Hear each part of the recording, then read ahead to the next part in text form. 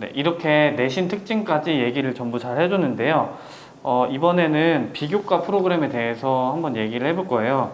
아직 1학년 친구들이라서 자세히는 얘기는 못하지만 어쨌든 지금 하고 있는 동아리나 뭐 비교과에 대해서 얘기를 해줄 수 있을 만큼 한번 들어보겠습니다. 네, 일단 동아리 같은 경우에는 정규 동아리가 굉장히 다양하고 많아서 어디가 좋다고는 말하기가 어렵지만 그래도 만약 진로를 확실하게 정하지 못한 친구가 있다면은 저희 명덕외고 홍보 동아리 꿈프 있거든요. 꿈프에 오시면은 되게 좋을 것 같아요. 꿈프에서는 이제 명덕외고를 준비하시는 분들이라면 중학교 수요 진로 탐색 교실 다들 아실 거고 이제 입학 설명회 다들 아시잖아요. 그런 거를 꿈프에서 주최를 해서 진행을 합니다. 특히 수요진로 탐색 교실 같은 경우에는 꿈프가 직접 주최를 해서 진행을 하는 거기 때문에 굉장히 이런 면에서 자기 주도적으로 발표도 하는 능력도 기를 수 있고 남한테 설명하고 홍보하는 영상과 역량을 기를 수 있기 때문에 이런 점이 굉장히 좋다고 생각을 합니다. 명덕외고는 정규 동아리와 자율 동아리 모두 굉장히 활성화되어 있는 걸로 유명한데 아마 제 생각엔 동아리에 적극적으로 참여하는 것이 좋을 것 같아요. 정규 동아리는 학술 동아리와 공연 동아리로 나뉘고 동아리 하나에서만 활동을 할 수 있고요. 자율 동아리는 가입하는 데 제한은 없습니다. 그중 학술 동아리를 전 개인적으로 추천을 하는데요. 이제 아무래도 대입에서 그런 자율 활동이나 그런데 동아리 또 많이 보기 때문에 동아리 활동이 중요한데 그걸 공연 동아리로 채우기엔 자신의 그런 관심 분야나 그런 대학 학과에 맞추기엔 좀 어려운 면이 있어서 학술 동아리를 추천을 하고요. 대표적인 동아리로는 MF, MUN이라고 모의 유엔 동아리, 그다음에 세이프와 레스페르라고 경제 경영 동아리가 있고 또 TEDx, MDFH라고 테드 동아리도 있고 사물놀이를 하는 공연 동아리도 있고 다양한 동아리가 많습니다. 그중 저는 경제 경영 진로에 관심이 있어서 레세페르에서 활동을 하고 있는데요.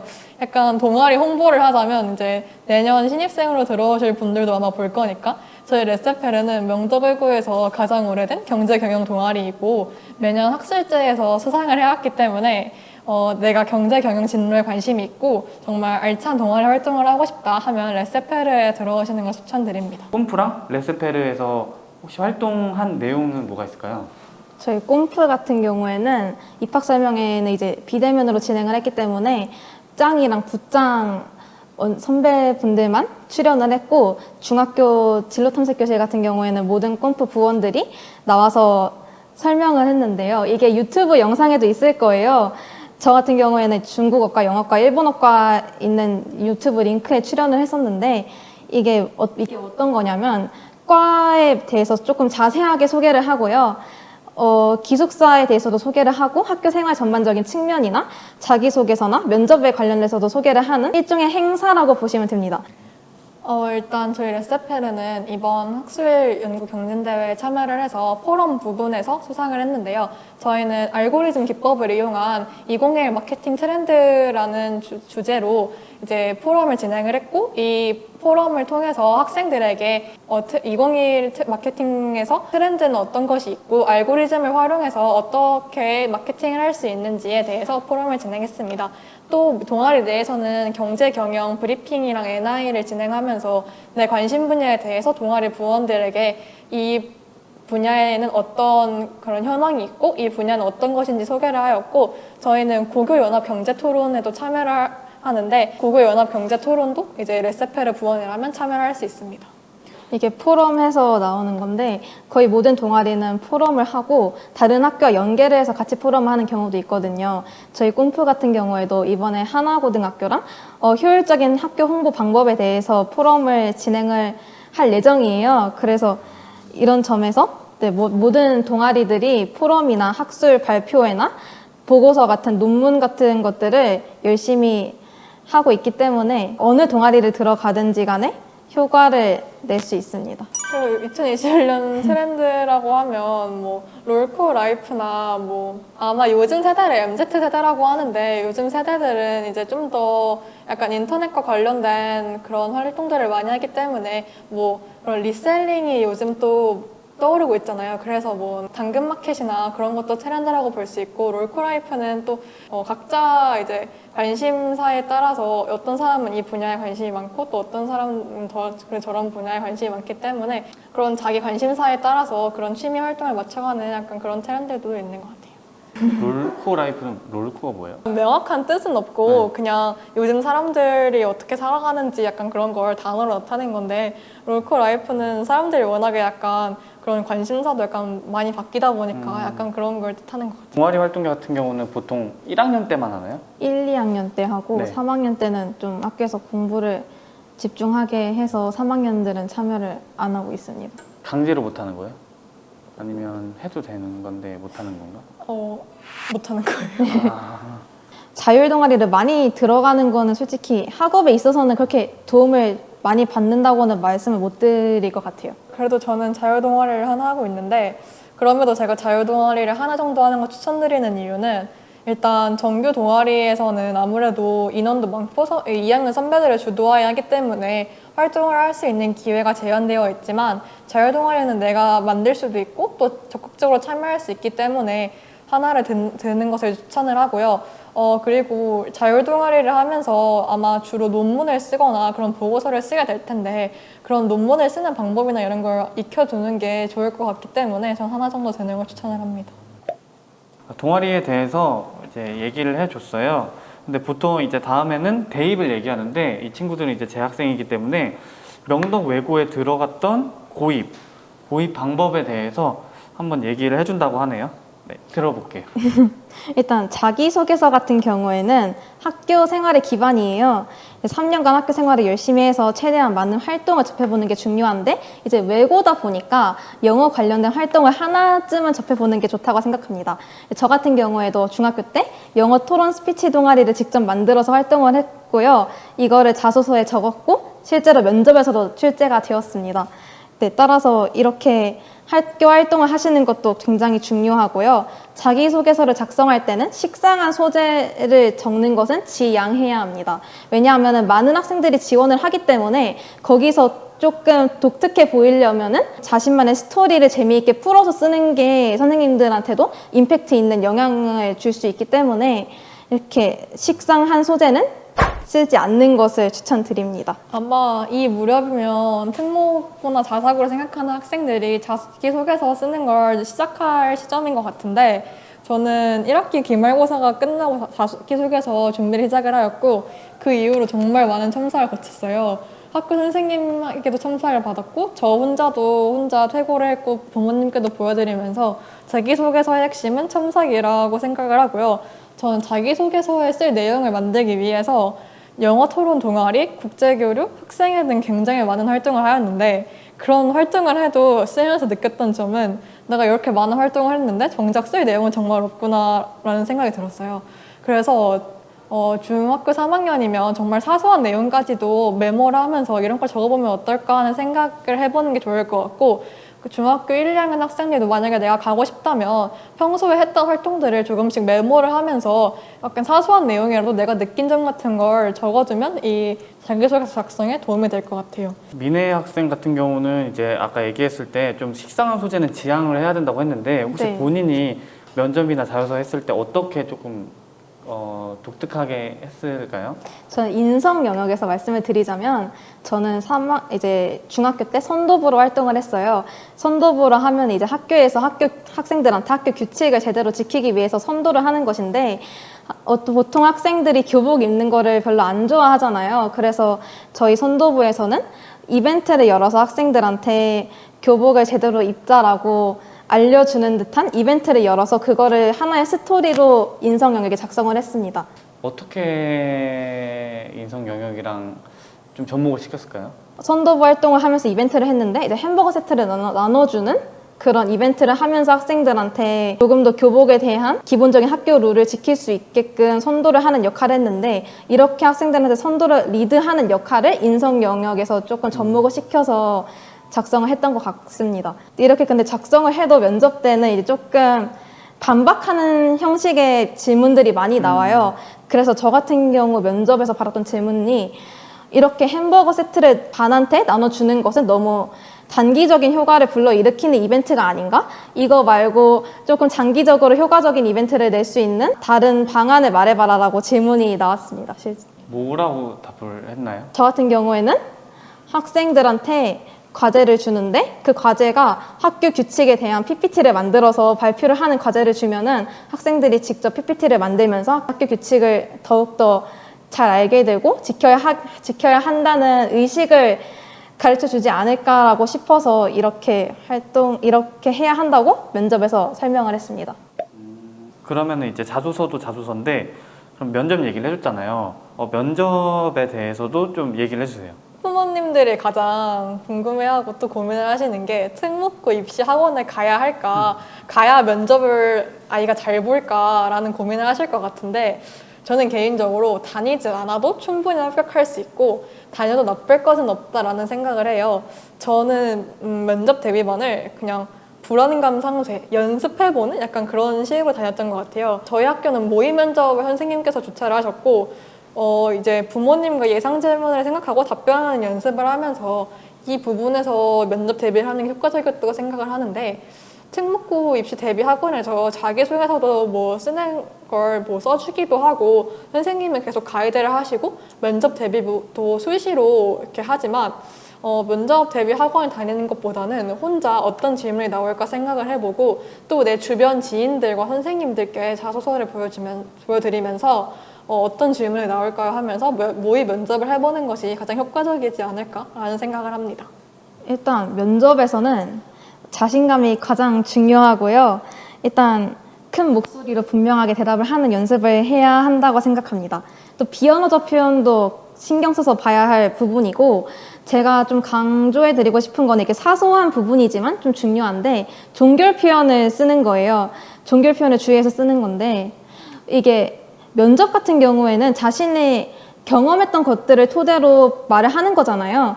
그래서 이제 학생들이 이제 보통 일상적으로 무의식적으로 뭐뭐 한 것 같습니다라고 많이 말을 해요. 근데 뭐뭐 한 것 같습니다라는 표현은 모호한 표현이잖아요. 어떻게 보면은. 그래서 면접관들한테 그렇게 크게 임팩트를 주지는 못해요. 그래서 뭐뭐 한 것 같습니다가 아니라 뭐뭐 했습니다. 이렇게 확실하게 답변을 하는 사소한 것도 조금 중요하게 연습을 하는 게 면접에서는 중요하고요. 자소서 내용 숙지를 가장 또 강조드리고 싶은데 면접에서 동문서답을 하면은 바로 탈락이거든요. 그래서 자소서 내용 숙지는 기본 중에 기본이라고 말씀을 드리고 싶고 그 학교의 특징 같은 것들을 잘 정리를 해가는 것도 그 학교에 대한 기본적인 예의라고 생각을 합니다. 유명한 인강 선생님이 특목고 면접관으로 계시면서 있었던 경험을 유튜브에서 말씀하신 적이 있어요. 그 선생님이 학생을 뽑을 때 첫인상 3초 만으로 그 학생이 합격할지 불합격할지 알 수 있다고 말씀하셨는데 정말 그것처럼 면접에서 가장 중요하고 또 합격의 요인이 될 수 있는 건 전 인사와 표정이라고 생각을 해요. 들어갈 때 인사를 잘하고 또 나올 때 인사를 잘하는 것이 그 사람의 인상과 또 태도를만 볼 수 있는 측면이잖아요. 그래서 인사를 잘하는 것이 또 중요하고 면접에서 대답을 할 때 표정과 태도가 면접관들에게 이 학생은 정말 우리 학교에 들어오고 싶고 또 정말 이런 열의를 가졌구나 하는 걸 보여줄 수 있기 때문에 태도가 가장 중요한 것 같습니다. 이게 면접이 자기가 작성한 자기소개서를 중심으로 선생님들이 질문을 하시는 거기 때문에 어쨌든 자기소개서를 진짜 숙지를 완벽하게 하고 가는 게 제일 중요하겠네요. 네네. 실제로 그런 입시 학원에서도 약간 자기소개를 쓰고 면접하는 것도 가르쳐 주지만 그런 태도적인 측면이 가장 강하거든요. 그래서 예를 들어 뭐 어떻게 옷을 입고 가라던가 아니면 뭐 여자라면 머리를 묶어라 뭐 약간 그런 걸 알려주기도 맞아. 하고 이제 인사하는 법까지도 가르쳐 주거든요 학원에서. 그래서 네, 굉장히 디테일한 면을 볼 수 있고 또 학원에서 제가 가장 크게 배운 건 구조 있게 말하라는 걸 선생님께 가장 많이 배운 것 같아요. 그 어떤 질문에 대해서 대답을 할 때 횡설수설 우왕좌왕 말을 하는 건 그 면접관이 내가 뭐라고 하는지 알아들을 수 없기 때문에 이 어떤 질문을 받았을 때 기승전결이 있게 확실하게 말을 하라는 걸 가장 많이 배운 것 같은데 학원에 다닌다면 구조 있게 말하는 방법을 배울 수 있다는 게 가장 큰 장점인 것 같아요. 좋다. 저희 학교 홍보 유튜브나 그런 명도에 관련된 영상을 보면 지망한 학생이나 그런 학부모님들이 이렇게 댓글 남기신 걸 보면 몇 학년 몇 학기에 뭐 사회나 그런 국어 같은 게 B가 있는데 합격할 수 있을까요? 그런 질문들이 되게 많거든요. 근데 작년 저희 입시를 할 때 예로 들자면 저희 때는 그 1.5배수가 넘는 전공학과가 아마 프랑스어과밖에 없었기 때문에 1차는 아마 다 통과를 했을 거예요. 근데 이제 재작년 같은 경우는 경쟁률이 좀 높았기 때문에 3-1 국어에 뭐 B가 있다면 그 학생들은 탈락한 것으로 알고 있는데 3학년까지 국어, 영어, 사회나 역사에 B가 없다면 무난하게 통과를 할 것 같고요. 2학년에 B가 있는 건 크게 신경 쓰지 않아도 될 것 같아요. 네. 근데 이게 이번에는 그랬지만 작년 영어과 같은 경우에는 경쟁률이 거의 2대1이었어요. 그래서 2학년 1학기 국어 사회까지 다 내려갔거든요. 그래서 거기에 하나라도 B가 있으면 탈락이 됐었던 상황이었기 때문에 자신이 조금 과에 있어서 원하는 과를 지원하고 싶다 하시면은 무조건 3학년이든 2학년이든 A를 받아 놓는 게 중요하다고 생각합니다. 학교 야자는 어때요? 야자가 저희 학교는 의무자습인데 네.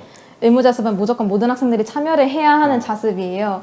그래서 무조건 참여를 해야 하기 때문에 그 시간만큼은 학생들도 집중을 해서 투자를 하는 편이에요. 그럼 몇 시부터 몇 시까지가 의무자습 시간일까요? 7시부터 밤 11시까지. 네, 이게 사감 선생님께서 누가 있는지 체크를 다 일일이 하세요. 그래서 없으면은 벌점이 나가거든요. 근데 벌점이 좀 세가지고 이게 무단 외출로 이게 벌점이 들어가요. 그래서 야자 웬만해서는 안 째시는 게 좋습니다. 진짜 세다.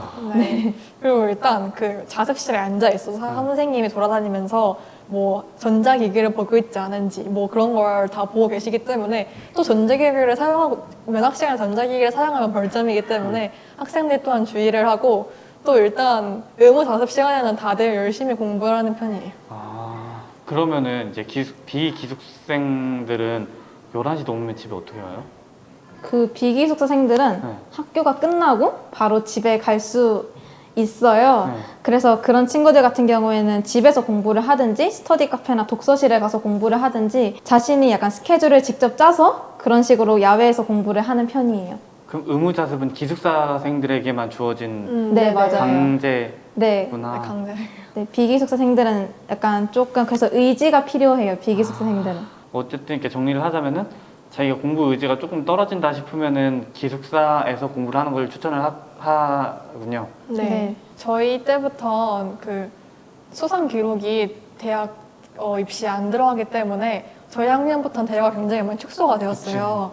근데 이제 2, 3학년들을 보면 그런 경시대회 같은 것도 굉장히 많고 그리고 일단 그런 세책에 적을 수 있는 대회들이 굉장히 많기 때문에 뭐 예를 들면 뭐 소논문 쓰기 대회 또 이제 대학 논술 위해서 논술을 준비할 수 있게 그런 인문 논술 경진 대회도 있고 또 뭐 프랑스어 신앙송 대회 약간 그런 대회들도 굉장히 많아요. 그래서 자동봉진이라고 2024학년도부터는 자율란이랑 동아리, 봉사, 진로란이 다 폐지됐거든요. 독서까지도 독서란도 이제 안 들어가고.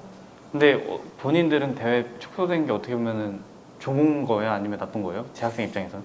아무래도 내신의 중요성이 더 올라갔는데 외고에서는 내신 따기가 어려우니까 아무래도 좀 힘든 면이 있어요. 이제 학교에 대해서 전반적으로 얘기를 거의 다 했는데 이런 학생에게는 추천한다, 이런 학생은 비추천한다 이런 게 있나요? 네, 일단 추천하는 후배부터 말씀을 드리자면 외국어를 좋아하고 어문 관련 학과에 진학하고 싶고 또 언어와 관련한 다양한 활동들을 해보고 싶은 학생들한테 추천을 하고 싶고요. 또 3년 동안 자기주도 학습을 확실히 하면서 좋은 분위기 속에서 공부하고 싶은 학생들이 오면 좋을 것 같아요. 면학실이 굉장히 잘 되어 있기 때문에 자기주도 학습을 하기에는 좋은 여건을 가지고 있고요. 친구들이 좀 되게 좋아요. 그래서 힘든 명덕 생활을 하는데 친구를 덕분에 조금 더 이겨낼 수 있다고 말씀을 드릴 수 있을 것 같고요. 심화된 학습과 수업을 듣고 싶은 학생들이 오시면 좋을 것 같아요. 대학교 같은 경우에는 방과후 수업도 굉장히 체계적으로 잘 개설이 되어 있고요. 수행평가나 채택 관련 활동도 다 심화해요. 예를 들어서 발표 수업, ENI, NI, 세다 토론도 하고요. 심화 보고서 작성도 하고 학술 발표회 등 동아리도 되게 체계적으로 진행이 되고 있기 때문에 이러한 면에서는 굉장히 다양한 기회를 제공해 줄 수 있는 학교가 명덕외고이지 않을까라고 생각합니다.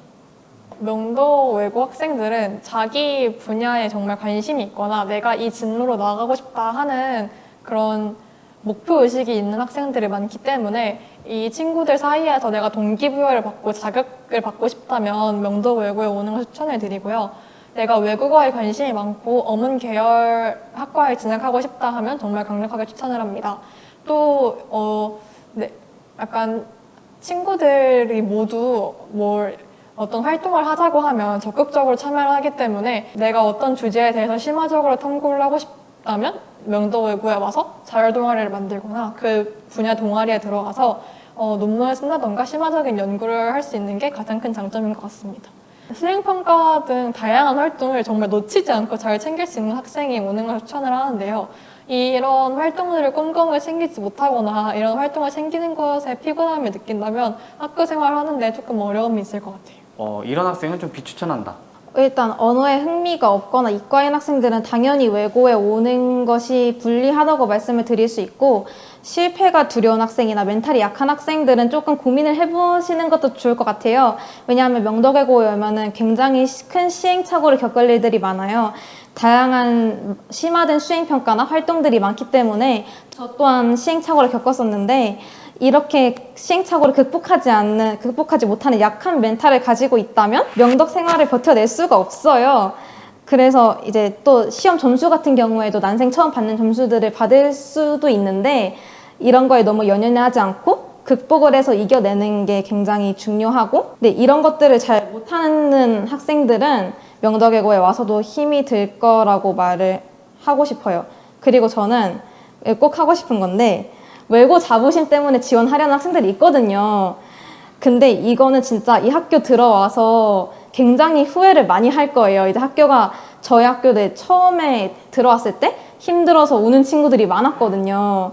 그래가지고 외고 자부심 때문에 학교에 지원하는 거는 굉장히 아니라고 말씀을 드리고 싶어요. 주변에 외국에 재학 중인 지인들이 없다면 외국의 진정한 그런 생활이나 단점이나 현실에 대해서 말해줄 사람이 아마 없을 거예요.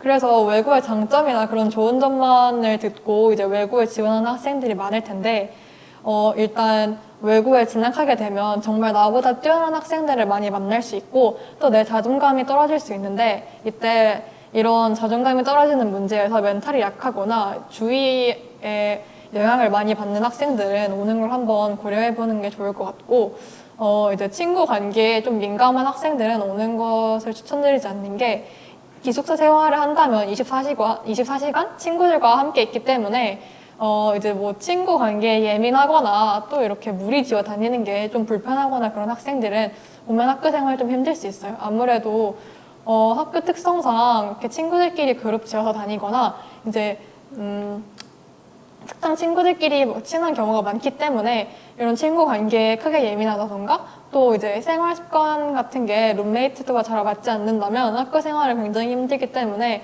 이런 점들이 크게 예민하거나 내가 불편함을 느낄 것 같다 하면 외고 진학을 한번 생각해 보는 게 좋을 것 같습니다. 정리를 하자면은 이제 외국어를 좋아하고 언어를 좋아해서 좀 심화되거나 좀 깊게 배우고 싶은 학생들은 추천하지만 그만큼 배울 게 많고 어렵기 때문에 그거를 견딜 수 있는 사람은 추천하되 그러지 못한 학생들은 비추천한다는 말씀이시죠? 네. 그렇다면은 명덕외고를 지금 친구들처럼 준비를 하고 있는 친구들이 있을 거 아니에요? 그 친구들에게 좀 한마디 해주자면? 일단은 저도 그랬는데 입시가 굉장히 힘들 거고 힘들어요. 굉장히 힘든데 왜냐면은 합격을 할지 안 할지 모르는 거잖아요, 아무도. 근데 자신이 떨어질 거라고 생각하지 말고 무조건 붙을 수 있다는 자신감을 가지시는 게 면접이든 뭐든 일단 굉장히 많은 도움이 될 거예요. 면접을 보실 때도 나는 모든 질문에 답변할 수 있다. 이만큼 연습을 하시고 자신감을 가지시면 면접 때 긴장을 안 하고 실수하는 것도 적을 거예요. 그래서 이렇게 자신감을 많이 기르시고 꼭 자신이 붙을 수 있다는 희망을 가지시는 게 중요할 것 같아요. 희망을 가지시라고 말씀을 드리고 싶습니다. 저는 합격, 불합격 여부와 상관없이 이렇게 고등학교 입시를 준비하는 것이 내 자신의 성장에 굉장히 많이 도움이 될 거라고 생각을 하고 저 또한 굉장히 많이 도움이 되었는데요. 일단 자기소개서를 작성하고 면접을 준비하면서 굉장히 많은 과정을 거쳤기 때문에 이 부분에서 내가 면접에서 어떤 질문이 나올지 예상 질문도 뽑아보고 또 말하는 연습을 하면서 굉장히 연습을 많이 하고 노력도 했기 때문에 이 부분에서 성장을 할 수 있었기 때문에 한 번쯤 이렇게 도전을 해보는 걸 굉장히 추천을 하고요. 저 또한 고등학교 입시를 준비하면서 굉장히 많이 불안했고 내가 과연 명도 외고에서 잘할 수 있을까? 또 붙을 수 있을까라는 고민을 굉장히 많이 했었는데 이런 고민을 하기보다는 자신감을 가지고 나는 명도 외고에 합격할 수 있고 또 합격해서도 학교 생활을 잘 할 수 있다라는 그런 자신감을 가지고 외고 입시를 준비를 하고 또 예비 고1 대비를 열심히 했으면 좋겠습니다. 좋은 말씀들을 정말 해주셨는데 만약에 원래 졸업생들한테는 다시 고등학교를 선택하면 어디를 가겠냐는데 아직 조금 경험이 없으니까 그럼 다른 고등학교를 가고 싶은 학교가 있을까요? 여기를 제외한다면? 아무래도 저는 다양한 활동들을 접할 수 있는 자유형 사립고등학교에 진학을 하고 싶지 않았을까 생각을 합니다.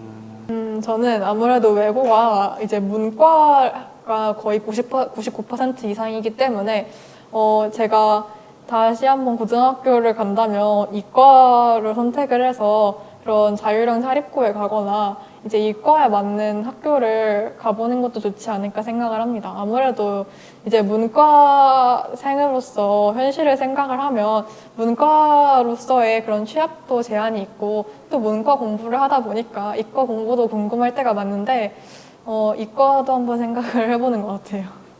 이과 같아. 그치?